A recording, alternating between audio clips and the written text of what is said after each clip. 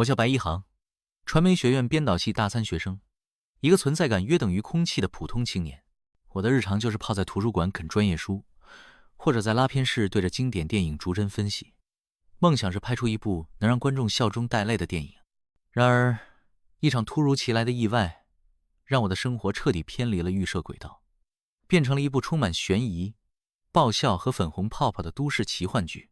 事情发生在一个雷雨交加的夜晚，我为了赶一个重要的课程作业，在学院的器材室加班剪辑，结果一道闪电不偏不倚地劈中了器材室的避雷针。我只觉得眼前白光一闪，整个人就失去了知觉。当我再次醒来，发现自己躺在校医院，脑袋上缠着一圈纱布，旁边坐着我的2个室友顾盼和季飞。顾盼，我们系公认的系草，摄影专业的天才。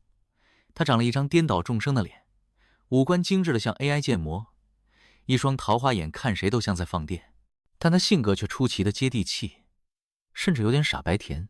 他总是乐呵呵的，对谁都掏心掏肺。唯一的缺点大概就是拍照时过于追求艺术感，经常把我拍的像个误入凡间的 ET。 季飞，新闻系的学霸，未来的调查记者。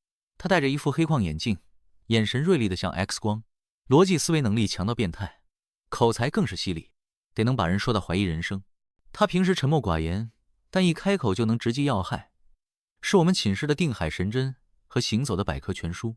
看到我醒来，顾盼立刻扑了过来，眼眶红红的。一航，你终于醒了，吓死我了！你都不知道你当时的样子，脸白得像纸一样。我刚想说点什么安慰他，脑子里突然响起一个清晰的声音，带着浓浓的哭腔。呜呜呜！一航要是醒不过来，以后谁陪我去看恐怖片壮胆啊？季飞那个木头肯定不肯去。我愣住了，这声音是顾盼的，可他明明没张嘴啊。紧接着，另一个冷静沉稳的声音在我脑海中响起。颅脑 CT 结果显示轻微脑震荡，生命体征平稳。看来那道闪电主要起到了物理除尘和线路重组的作用，并没有造成器质性损伤。不过后续需要观察是否有认知功能障碍。我猛地看向季飞，他正推了推眼镜，一脸严肃地看着我，嘴巴当紧闭。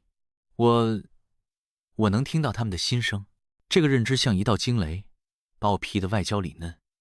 我不是在做梦吧？我试探性的在心里想。顾盼，你是不是偷偷藏了我的限量版手办？顾盼的脸上瞬间闪过一丝慌乱，眼神飘忽不定。然后他脑子里的声音立刻响起：糟糕，他怎么知道的？我明明藏在床底最里面的箱子里了。不行，得赶紧想个借口，就说老鼠叼走了。看来是真的。我白一航，传媒学院平平无奇的编导系学生，因为一场雷击，意外获得了听到别人心声的超能力。这突如其来的异能让我又惊又喜，但更多的是不知所措。喜的是，这简直是编剧和导演的终极金手指啊！以后采访、选角、揣摩人物心理，岂不是易如反掌？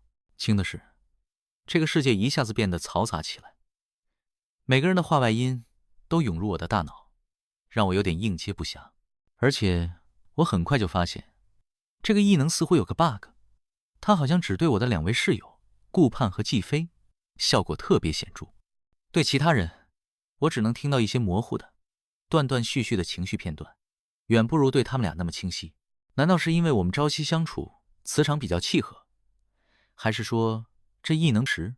不管怎样，我的大学生活从这一刻起注定不再平凡。拥有了读心术之后，我眼中的顾盼和季飞立刻变得立体起来。顾盼，这个外表光鲜亮丽的细草，内心简直是个弹幕制造机。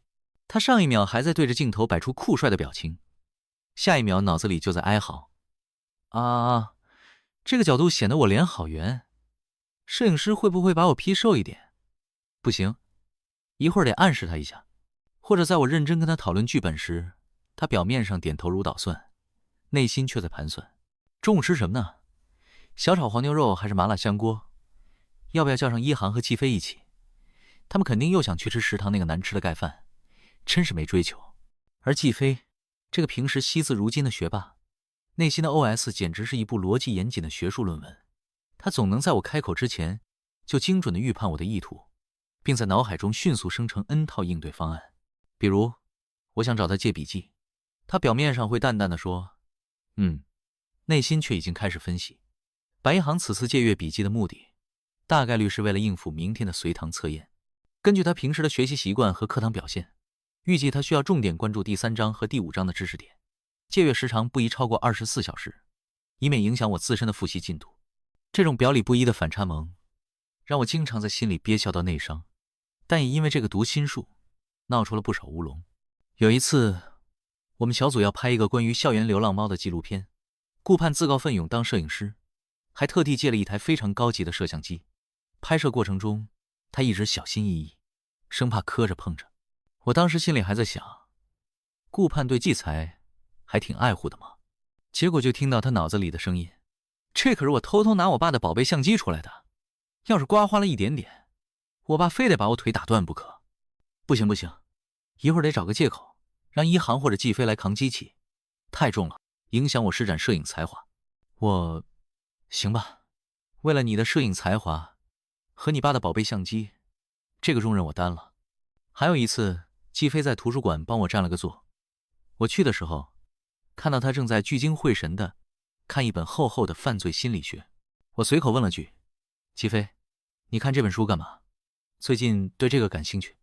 他头也不抬地嗯了一声，我却清晰地听到他内心的想法。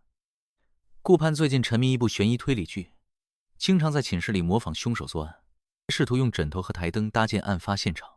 为了防止他某天真的走火入魔，做出危害社会和他人的行为，有必要提前掌握一些犯罪心理学知识，以便及时进行干预和引导。我差点当场笑喷，原来高冷学霸季飞私底下居然是个操心的老妈子。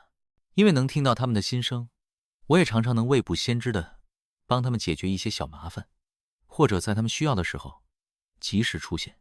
久而久之，顾盼和季飞都觉得我变得越来越善解人意，料事如神。顾盼经常星星眼地看着我，一航，你简直是我的知音，你怎么知道我正想吃楼下那家新开的章鱼小丸子？我内心 OS， 因为你脑子里的弹幕已经刷了半个小时，章鱼小丸子好香啊，好想吃了。季飞也会在我不经意间解决了某个困扰他许久的难题后，用他那双锐利的眼睛审视我片刻，然后淡淡地说，白一航，你的观察力和洞察力最近有显著提升。我只能干笑着打哈，哪里，都是巧合。巧合？我的秘密也让我和他们的关系在不知不觉中变得更加亲近，只是这种亲近似乎也开始朝着某个不可预知的方向发展。随着时间的推移，我发现自己越来越依赖这个读心术，它让我能够更轻易地理解顾盼和季飞，也让我感受到了他们内心深处不轻易示人的柔软和温暖。顾盼虽然表面上大大咧咧，内心却非常细腻敏感。他会因为一部感人的电影偷偷抹眼泪，也会因为路边一只被遗弃的小狗而难过好几天。他渴望被认可，希望自己的作品能打动人心。每一次受到好评，他脑子里的弹幕都会变成一片五彩斑斓的烟花。季飞看似冷漠疏离，内心却比谁都渴望真挚的友情。他会默默记住我和顾盼的喜好，会在我们遇到困难时不动声色地伸出援手。他只是不擅长表达，把所有的关心和在乎都藏在了那些冷静理性的分析和判断之下。因为能听到他们最真实的想法，我渐渐对他们产生了超越普通室友的情感。特别是顾盼，他那双总是亮晶晶的桃花眼，他笑起来时颊边浅浅的梨涡，他拍照时专注而认真的神情，以及他脑海里那些天马行空、时而幼稚、时而深情的弹幕，都让我怦然心动。我开始期待听到他的心声，期待捕捉到他那些不经意间流露出来的对我的好感。有一次，我们一起去看电影，是一部口碑很好的爱情片。看到男女主角在雨中拥吻的浪漫场景时，影院里一片抽泣声。我偷偷瞄了一眼顾盼，发现他眼眶也红了。然后我听到了他脑海里小声的嘀咕，好感人啊，如果以后我喜欢的人也能这样奋不顾身地奔向我就好了。不知道一航会不会喜欢这种类型的电影，他好像更喜欢烧脑的悬疑片。不过只要是和他一起看，什么电影都好看。我的心在那一刻漏跳了一拍，但是季飞的存在又让我感到困惑。季飞对我也有一种难以言喻的特殊，他总能在我最需要的时候出现，用他独特的方式给予我支持和鼓励。他会帮我分析剧本的逻辑漏洞，会和我一起通宵拉片讨论导演的叙事技巧，甚至会在我因为创作瓶颈而抓狂时，默默地递上一杯热牛奶。更让我困惑的是，我偶尔能从季飞的心声中捕捉到一些超越友情的信号。比如有一次，我为了一个拍摄项目熬了好几个通宵，累得在图书馆睡着了。醒来时发现身上多了一件外套，旁边还放着一杯温热的咖啡。我正纳闷是谁这么好心，就听到了不远处季飞的心声。他的脸色看起来很差，黑眼圈也很重。长期睡眠不足会导致免疫力下降，增加患病风险。这件外套的面料是纯棉的，透气性和保暖性都比较好，应该能让他睡得舒服一点。咖啡是低因的，提神效果温和，不会影响他晚上的睡眠质量。那一刻，我看着季飞略显清瘦的背影，心里涌起一股暖流，但也夹杂着一丝莫名的慌乱。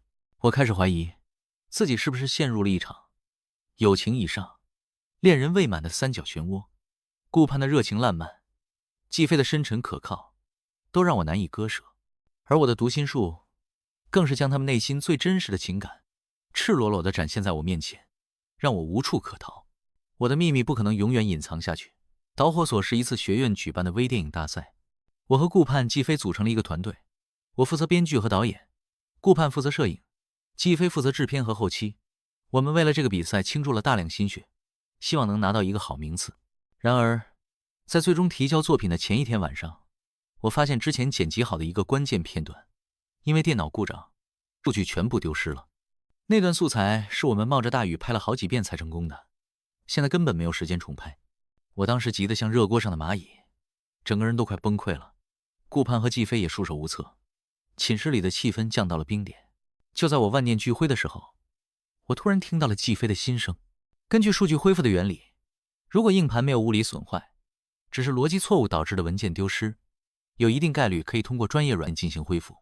我之前在学校的 FTP 服务器上看到过一款名为 Data Savior 的数据恢复软件，评价不错，可以尝试一下。不过恢复过程可能比较耗时，而且成功率并非100%。我像抓住了救命稻草一样，立刻抓住季飞的胳膊。季飞，你是不是有办法？你是不是知道有什么软件可以恢复数据？季飞愣住了，他推了推眼镜，眼神里闪过一丝惊疑。你怎么知道我在想这个？顾盼也一脸困惑地看着我。对啊，一航，季飞刚才什么都没说啊。我这才意识到自己因为太过激动，不小心暴露了。看着他们俩充满疑惑和探究的眼神，我知道瞒不住了。我深吸一口气，把当初被雷劈然后意外获得读心术的事情原原本本地告诉了他们。听完我的讲述，顾盼的嘴巴张得能塞下一个鸡蛋，他脑子里的弹幕瞬间炸开了锅。卧槽卧槽卧槽！一航能听到我的心声，那我之前在心里偷偷吐槽他发际线后移的事情，他是不是也听到了？还有我藏起来的那些限量版手办。天啊，我的人设崩塌了。季飞则表现得相对冷静，但他内心的分析报告也立刻启动了。白一航所述情况虽然听起来匪夷所思，但结合他近期一系列反常的善解人意和未卜先知的行为，以及他对我和顾盼某些未曾宣之于口的念头的精准把握，其真实性具有较高可信度。这种超能力的产生机制尚不明确，可能与脑电波异常活动或神经元突变有关，需要进一步观察其是否存在副作用，以及这种能力是否具有可持续性。看着他们俩精彩纷呈的内心戏，我哭笑不得，但也松了一口气，终于不用再藏着掖着了。所以顾盼小心翼翼地看着我，脑子里还在纠结他的发际线。你真的能听到我们心里想什么？我点了点头。那顾盼的脸突然红了，他眼神躲闪，脑子里的声音也变得结结巴巴。那我之前在心里想亲你一下的时候，你是不是也听到了？我没等我反应过来，季飞突然开口，语气平静，却带着不容置疑的笃定。白一航，那你也应该听到了。我对你的感觉不仅仅是室友。他脑海中的声音同时响起，清晰而坚定。从你第一次帮我捡起掉落的书本，到每一次我们为剧本争论不休，再到你因为压力而失眠时，我悄悄放在你桌上的安神茶。我对你的关注早已超出了普通朋友的范畴。你或许觉得我冷漠，但我只是不擅长表达。如果你能听到，我希望你知道，我喜欢你。空气中弥漫着一种奇异的张力，顾盼的脸红得像熟透的番茄，紧张地看着我。季飞则直视着我的眼睛，等待着我的答案。我的大脑一片空白，一边是热情阳光的顾盼，他内心的弹幕总是充满了活力和对我的喜爱；一边是深沉可靠的季飞，他内心的分析报告虽然冷静，却字字句都透露着对我的在乎。我的读心术让我清晰地感受到了他们两人的真心，但也让我陷入了前所未有的两难境地。就在这时，我突然想起了我最初的梦想，拍出一部能让观众笑中带泪的电影。而此刻，我的人生不就是一部充满意外、爆笑和感动的电影吗？我看着眼前的两个人，他们是我生命中最重要的人，也是我这部人生电影中不可或缺的主角。我深吸一口气，露出了一个释然的微笑。或许答案并不需要那么复杂。顾盼，季飞，我开口说道，声音带着一丝颤抖，却异常坚定。谢谢你们，谢谢你们让我知道，原来被人喜欢是这么美好的一件事情。至于我的选择，或许我会选择那个能让我内心充满阳光和欢笑的人，或许我会选择那个能给予我最深沉的理解和支持的人，又或许传媒学院的爱情故事并不一定只有唯一的答案。毕竟能听到新生的读心神探，他的罗曼史才刚刚开始呢。而这部充满乌龙和甜蜜的电影，也一定会有一个让所有人都笑中带泪的结局。